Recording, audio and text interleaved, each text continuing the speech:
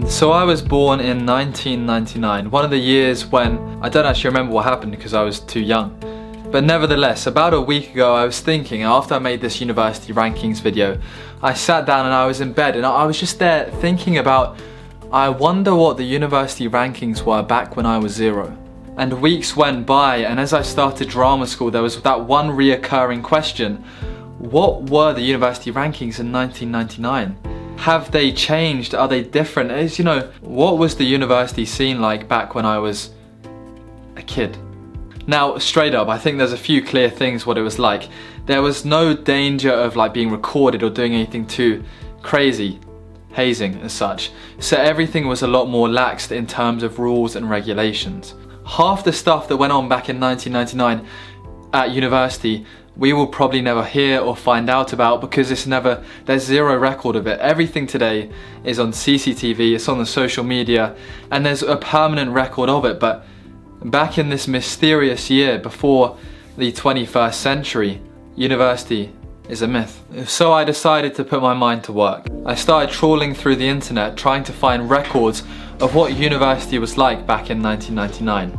I scoured Google, but following my school's recommendation, I didn't use Wikipedia as I wasn't sure if the information was trustworthy. I continued searching the whole night until I eventually found this one document that gave me the exact university rankings back in 1999. And just as I was about to give up hope, out of nowhere, there it was. I was able to find the 1999 university rankings for the UK. So I was very surprised that I was able to find these rankings, so make sure you drop a like on this video if you are watching and enjoying. It does help me out. But what I thought we could do right now is look at these and then look at the top UK university rankings in 2021.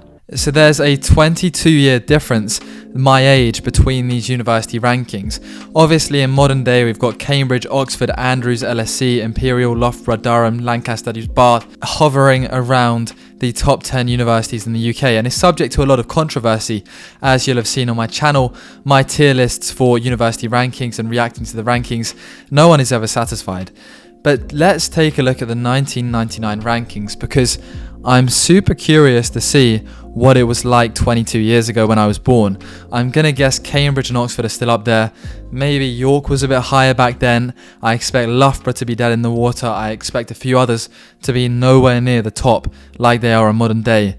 But coming in, so they've done it by institution score, must be out of 1,000. Cambridge gets 929, so that's 92.9%. However, today they're supposedly on 100%, blah blah blah, whatever. So Cambridge comes in at first. Imperial comes in at second. So the Times ranked Imperial above Oxford all the way back in 1999. And upon modern day, it's a very controversial one. What is Oxford? Is it second? Is it first? Coming in at fourth, London School of Economics, just University College London. SOAS University. What on earth is SOAS? I can honestly say that SOAS is one of the world's leading institutions for the study of Asia, Africa and the Middle East. I've never ever heard of this university before today. I maybe have glanced over them, but I did not think they would be ranking anywhere near to the top 10 in 1999. It must have been a much more popular university. It must have had a lot of great stuff. But that's very interesting seeing this one at number 6 on the 1999 list. 7, Warwick, expected. 8, Edinburgh, expected. Bristol and St Andrews coming in also within the top 10 before moving down to the likes of Nottingham, York coming in at 12th, Sheffield coming in at 12th, and Lancaster at 14th. So serious, a lot of these universities are the Russell groups. Obviously 22 years, you'd expect some difference, but not a lot. It's a very, very standard board here, minus the SOAS. I would not expect that to be up there as such. So let's zoom out and take a look at even more of them. We can see that the Newcastle, Durham, Birmingham, Manchester, Southampton, Newcastle upon Tyne, UMIST. What on earth is UMIST? That is the University of Manchester, of course, understood. Essex was pushing a top 30 back in the day. Stirling, Hull and Dundee, top 30, East Anglia. Exeter at 40. Exeter's had a massive increase then in the last, glow up in the last 20 years. Now, moving into the mid-tier, Napier University. What on earth is that one? And at this point, guys, I want to say a huge thank you to Skillshare for sponsoring today's video. Now, if you don't know, Skillshare is an online learning community with thousands of inspiring classes for creators where you can learn new skills, develop your current ones, and really take on and discover how to use, creative apps, how to create a YouTube channel, how to be more productive, all great things like that. Recently, a class that I was very into was a portrait photography class, because coming up soon for my acting, I need to get some new headshots done. So I thought I'd get a head start and look at what portrait photography is, so that when I come to doing my own shoots, I can truly give the photographer for my acting headshots what they are after. And this was an original portrait photography class by Jessica Cabezi. And as well, I myself have created several classes on Skillshare where I talk about how to create a YouTube channel, how to invest, how to edit in Premiere Pro, write YouTube scripts, and all great stuff like that. So if you are looking to go on Skillshare, I'll also leave a link to my classes down in the description below. And Skillshare claims to be affordable at less than $10 per month if you get the yearly plan. And the reason why I like Skillshare personally is that I think in a time right now, there's nothing better to do than to learn new skills. Now, the first 1,000 of my subscribers to click the link in the description down below will get a free premium membership so you can explore your creativity on Skillshare. And thank you very much to them for sponsoring today's video. Never heard of Napier? Does it exist in the UK? Is it a place? It's Edinburgh Napier. De Montfort, Paisley, Greenwich. Greenwich are going to be pushing up higher up the rankings, I believe. And Thames Valley, London Guildhall, Bournemouth. And last on the list is Lincolnshire and Humberside, coming in at 97th, supposedly a full 50-ish% lower in terms of quality than the top, which is Cambridge. So that is the university rankings back in 1999.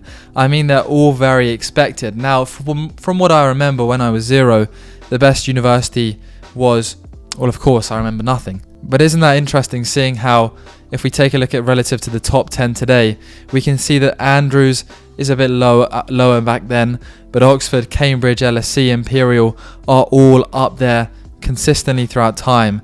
Same for Lancaster and Durham and UCL, but Loughborough is really a breakthrough course in terms of universities rising. Birmingham as well. Birmingham has had a similar journey, staying relatively constant. Glasgow has had a bit of a come up. York's a bit of a downer. Aberdeen and Belfast and Heriot-Watt have had a big come up. Let's look for Aberdeen. So it's had about a 20 place jump. Let's look at Belfast. Again, it's had about a 30 place jump. And obviously it depends what university rankings you're using. But I find it very, very interesting seeing how, there's also 130 universities today. Back in 1999, there was 97 universities. So there's over 33 new universities now than there was 22 years ago. And the Open University did not exist back then, but now it exists. So that is a very interesting comparison to see that 33 universities have been made up in the last 22 years. That's almost on average over 1.2 universities per year, new ones, opening up to cope with the high demand for education, despite the rapidly rising prices, which is very interesting. So I hope you did enjoy today's video. We're going to roll a podcast clip because I need some time to digest this insane 1999 university ranking. Obviously, I'm joking. But yeah, thank you for watching. Like this video, it does help a lot. Take care. Let me know what you think on these rankings. Can we go back any further? Do any of you know the rankings back in the 1800s? Let me know. Peace. Well, our parents' generation seem to love Facebook. And I remember we set my mum up on TikTok the other day. Yeah. I just couldn't get the hang of it. So I don't know what it is about Facebook, but it's just so much more appealing to the older generation. But it never, years ago, I'm sure mum and dad were no, I'm not on Facebook, that's social media for young kids. Oh, no, Facebook, get off Facebook. Yeah. And all of a sudden, it's like the tables have turned. 100%. I think it's because better replacements for us have come about, like Twitter. For me, Twitter is God tier, Yeah. I get all my news from Twitter, I follow the football on Twitter. Same. Well, I don't know what I'd do without it. Is that a good thing though that you get news from Twitter? Well, from verified sources, Obviously, you can get anyone just say anything on it, and No, I agree. Choose to believe it or not. But I get a lot of my news from Twitter, but the problem is, I'll just look at people's retweets, and people's retweets are often not verified sources. So I'm I get news, I'm I start saying it probably, but I don't even know if it's verified. Yeah, I was definitely guilty of that. I would see it's the worst with like football rumours when like transfers. Transfers. I'll see someone say something. I'm just like, I'll go tell my dad like, oh, Palace are going to sign this geezer. Like, yeah. And then like half an hour later, I realised it's just completely false. Someone just had me on. You know? I saw the Palace and Lampard was going to be a thing, and it made sense. I was like, oh, fucking yeah, Palace and Lampard. Yeah. Guarantee it's probably just a random. Exactly, just some geezer having fun. Just some random geezer having fun at my expense. No, it's good that Twitter's definitely. It's like a combination of. I don't know what's Twitter. Like Facebook, right? Instagram and Twitter to me kind of are like dissected Facebook. So obviously Facebook and Instagram are owned by the same people, but it's like you on Instagram you post pictures, Twitter you almost post captions. It's like it's all up in my head, that's how I behave. Passing up the same, waking up the same. All up in my head, that's just how I behave. How I behave.